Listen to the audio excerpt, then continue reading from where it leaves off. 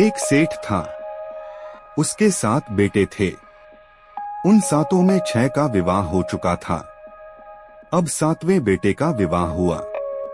उसका विवाह जिस लड़की से हुआ वह अच्छे समझदार माँ बाप की बेटी थी। माँ बाप ने उसको अच्छी शिक्षा दी हुई थी। उस घर में सबका भाव अच्छा था। 7 भाई होने पर भी सभी एक साथ रहते थे।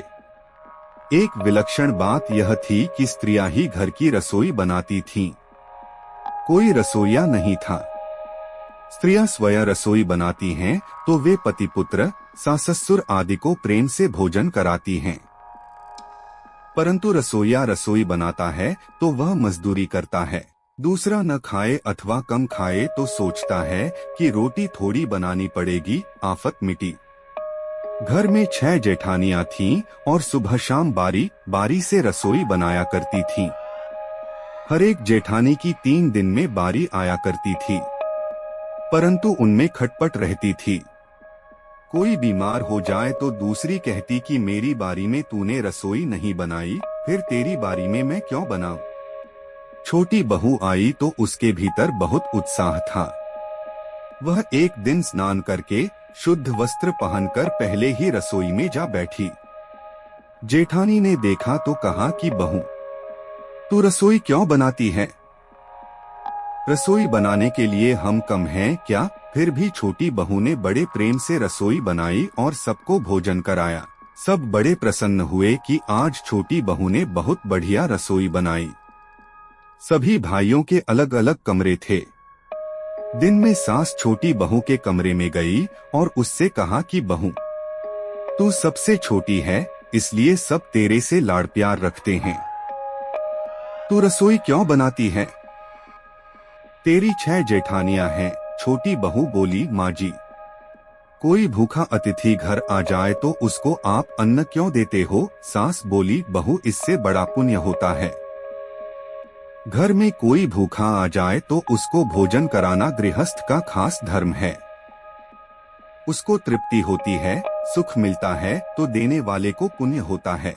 छोटी बहू बोली, दूसरों को भोजन कराने से पुण्य होता है तो क्या घर वालों को भोजन कराने से पाप होता है क्या? मकान आपका, अन्न आपका, बर्तन आपके, सब चीजें आपकी हैं। मैं थोड़ी सी मेहनत करके रसोई बनाकर खिलाऊं तो मेरा पुण्य होगा कि नहीं होगा? सब भोजन करके तृप्त होंगे, प्रसन्न होंगे तो इससे कितना लाभ होगा। इसलिए माँ जी, आप रसोई मेरे को बनाने दो। मैं बैठी बैठी करूंगी भी क्या? कुछ न मेहनत करूंगी तो शरीर भी ठीक रहेगा, स्वास्थ्य ठीक ही रहेगा। सास ने ये बातें सुनी तो मन में सोचा कि बहू बात ठीक कहती है। हम इसको सबसे छोटी समझते हैं, पर इसकी बुद्धि बहुत अच्छी है। दूसरे दिन सुबह जल्दी ही सास रसोई बनाने बैठ गई। बहू ने देखा तो बोली, माँ जी, यह आप क्या करती हो? रसोई बनाने वाली बहुत हैं। आप परिश्रम क्यों करो? सास बोली, तुम्हारी अवस्था छोटी है पर मेरी अवस्था बड़ी है। मुझे जल्दी मरना है। मैं अभी पुण्य नहीं करूंगी तो फिर कब करूंगी? बहुए बोली, इसमें पुण्य क्या है? यह तो घर का काम है। सास बोली, घर का काम करने से पाप होता है क्या? जब भूखे व्यक्तियों को, साधुओं को, ब्राह्मणों को भोजन कराने से पुण्य होता है तो क्या घर वालों को भोजन कराने से पाप होता है? उल्टे इसका तो व्यक्तिगत पुण्य होता है। घर की चीज सब घर वालों की होती है, इसलिए दान पुण्य करने से सबको पुण्य होता है। परंतु खुद मेहनत करके रसोई बनाई जाए तो अकेले रसोई बनाने वाले को पुण्य होता है। हम बड़े बूढ़े अभी पुण्य नहीं करेंगे तो फिर कब करेंगे? सास की बातें सुनकर सब बहुओं के भीतर उत्साह हुआ कि इस बात का हमने ख्याल ही नहीं किया कि घर का काम करने से, भोजन बनाकर सबको खिलाने से भी पुण्य होता है। यह युक्ति बहुत बढ़िया है। अब जो बहू पहले जग जाए वही पहले रसोई बनाने बैठ जाए। आपस में खटपट होने लगी। एक कहती कि रसोई मैं बनाऊंगी, दूसरी कहती कि मैं बनाऊंगी। सेठ के पास यह बात पहुंची तो उसने कहा कि सब अपनी बारी बांध लो और अपनी अपनी बारी में रसोई बनाओ। पहले जब रसोई तू बना यह भाव था, तब 6 बारी बंधी थी। अब मैं बनाऊं यह भाव हुआ तो 8 बारी बंध गई। 2 और बढ़ गए सास और छोटी बहू। काम करने में तू कर इससे काम बढ़ जाता है और आदमी कम हो जाते हैं, पर मैं करूं इससे काम हल्का हो जाता है और आदमी बढ़ जाते हैं। धनी आदमी घर के काम धंधे के लिए नौकर रखते हैं। नौकर कोई साधु सन्यासी थोड़े ही होता है, उसका भी अपना कुटुंब होता है। वह अपने घर का भी काम करता है और आपके घर का भी काम करके पैसे ले जाता है, परंतु आप अपने घर का भी काम नहीं कर सकते और बड़े कहलाते हो। आप बड़े हुए कि नौकर बड़ा हुआ। छोटी बहू ने सोचा कि तब तो चौथे दिन बारी आती है, क्या किया जाए। घर में आटा पीसने की पुरानी चक्की पड़ी थी। वह उसको अपने कमरे में ले आई और आटा पीसना शुरू कर दिया। मशीन की चक्की का आटा गरम होता है और गरम ही बोरी में भर देने से जल जाता है, जिससे उसकी रोटी स्वादिष्ट नहीं होती। परंतु हाथ से पीसा गया आटा ठंडा होता है और उसकी रोटी स्वादिष्ट होती है। छोटी बहू ने हाथ से आटा पीसकर उसी से रोटी बनाई तो सब कहने लगे कि आज तो फुलके का जायका बड़ा विलक्षण है। सास ने छोटी बहू के पास जाकर कहा कि बहू तू आटा क्यों पीसती है? अपने पास पैसों की कमी नहीं है, भगवान ने बहुत दिया है। बहू ने कहा, माँ जी भले ही पैसा बहुत हो पर आटा तो रोजाना मैं ही पीसूंगी। हाथ से आटा पीसने से शरीर ठीक रहता है, व्यायाम स्वतः हो जाता है, बीमारी नहीं आती, वैद्यों एवं डॉक्टरों के चक्कर नहीं काटने पड़ते। दूसरी बात, रसोई बनाने से भी ज्यादा पुण्य आटा पीसने का है। रसोई चाहे कोई बनाए, आटा तो मेरा पीसा हुआ ही सब खाएंगे। सास ने और जेठानियों ने ये बातें सुनी तो विचार किया कि छोटी बहू ठीक बात कहती है। उन्होंने अपने अपने पतियों से कहा कि घर में चक्की ले आओ, हम सब आटा पीसेंगी। सब चक्की ले आए। सभी चक्की में रोजाना 2-2.5 सेर आटा पीसने लगी। आटा अधिक हो गया।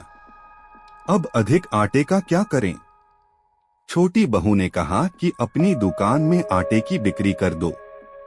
छोटी बहू की बात सबने मान ली कि यह जो कहती है ठीक कहती है। अब छोटी बहू विचार करने लगी कि आटा पीसने का काम तो मेरे हाथ से गया, अब क्या करूं? घर में कुआं था। रोजाना सुबह एक नौकर पानी भरने के लिए आता था।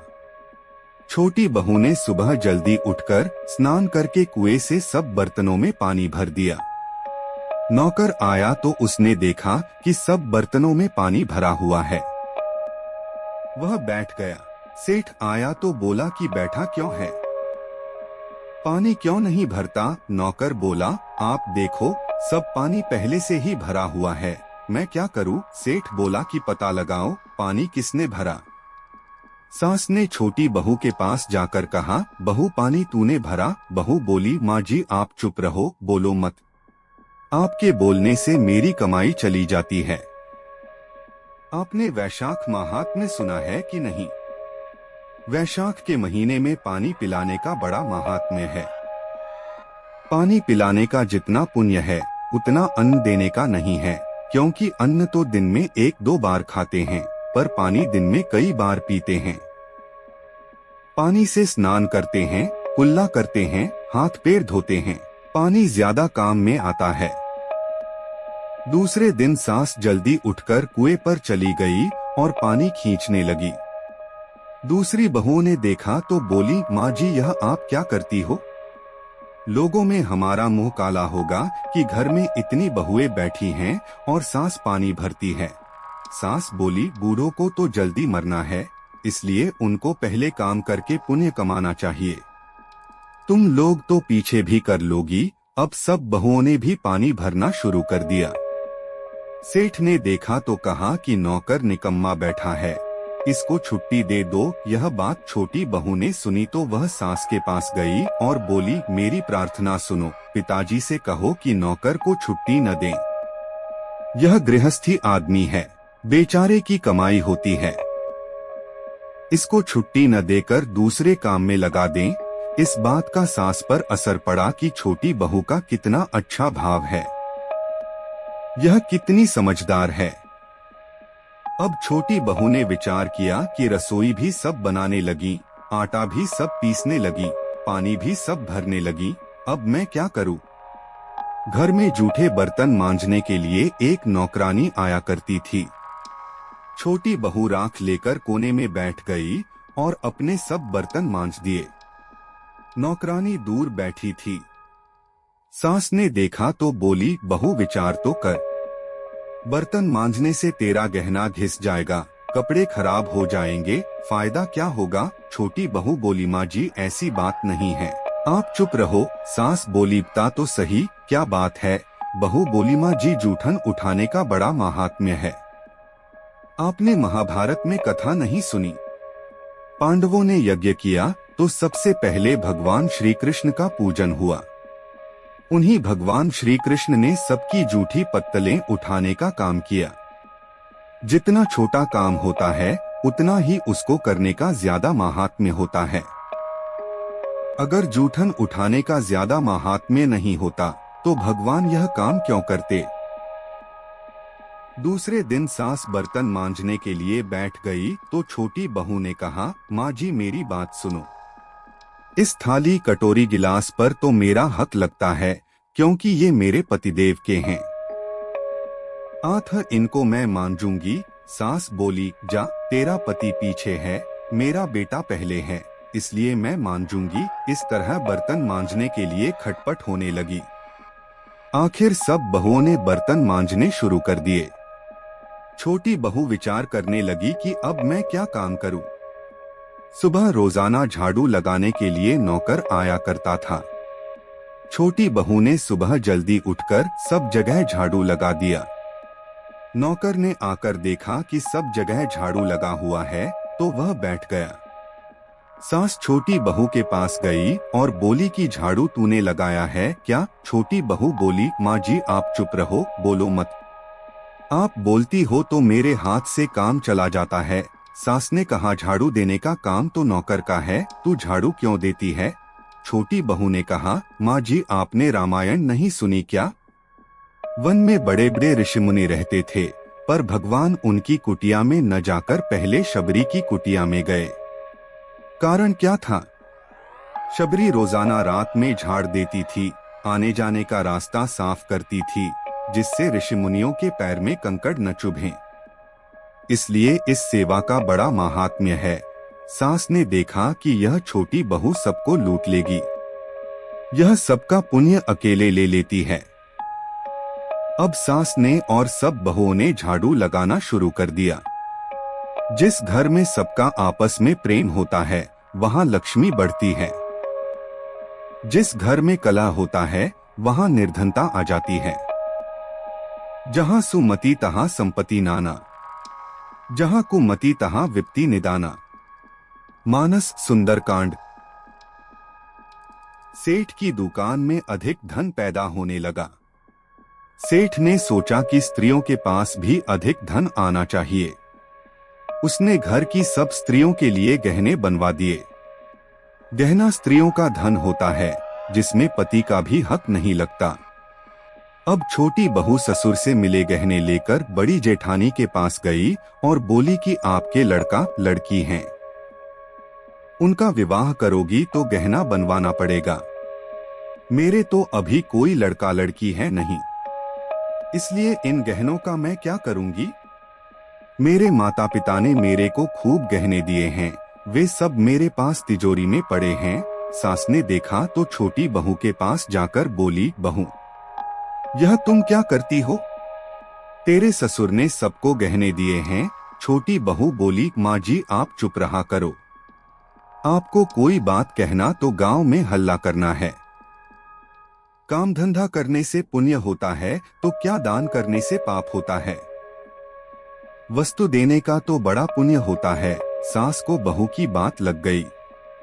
वह सेठ के पास गई और बोली, आपके नौकरों को मैं धोती साड़ी दूंगी। सेठ बहुत राजी हुआ कि पहले नौकरों को कुछ देते थे तो यह लड़ पड़ती थी, पर अब कहती है कि मैं दूंगी। अब सास भी दूसरों को वस्तुएं देने लगी, बहुएं भी वस्तुएं देने लगी। घर में वस्तुएं हो गईं ज्यादा और आदमी हो गए कम। पुण्य के दो ही काम हैं, काम धंधा खुद करना और वस्तुएं दूसरों को देना। ये दो काम होने लगे तो घर में खटपट मिट जाए, शांति हो जाए। दूसरे लोग भी सोचते हैं कि कन्या देनी हो तो ऐसे घर में दो जिससे वह सुख पाए। कन्या लेनी भी हो तो ऐसे घर की लो जिससे हमारे घर में भी सुख शांति रहे। साधु भी ऐसे घरों की भिक्षा लेना चाहते हैं। गीता में कहा है, यद्यदाचरति स श्रेष्ठस्तत् देवेत्रो जनः यत् प्रमाणम कुरुते लोकस्तदनुवर्तते। अर्थात श्रेष्ठ मनुष्य जो जो आचरण करता है, दूसरे मनुष्य वैसा वैसा ही आचरण करते हैं। वह जो कुछ प्रमाण कर देता है, दूसरे मनुष्य उसी के अनुसार आचरण करते हैं। इस श्लोक में श्रेष्ठ मनुष्य के आचरण के लिए तो 5 पद आए हैं, यत यत तत तत तथा एव, पर प्रमाण वचन के लिए केवल 2 पद आए हैं, यत और तत। इससे यह तात्पर्य निकलता है कि समाज पर मनुष्य के आचरणों का असर 5 गुना पड़ता है और वचनों का असर 2 गुना पड़ता है। छोटी बहू ने आचरण किया, केवल व्याख्यान नहीं दिया, इसलिए उसका असर पूरे घर पर पड़ा, जिससे पूरे घर का सुधार हो गया। इतना ही नहीं, पड़ोसियों पर भी उसका अच्छा असर पड़ा, जिससे उनके घर भी सुधर गए। एक घर का सुधार होने से अनेक घरों का सुधार हो गया।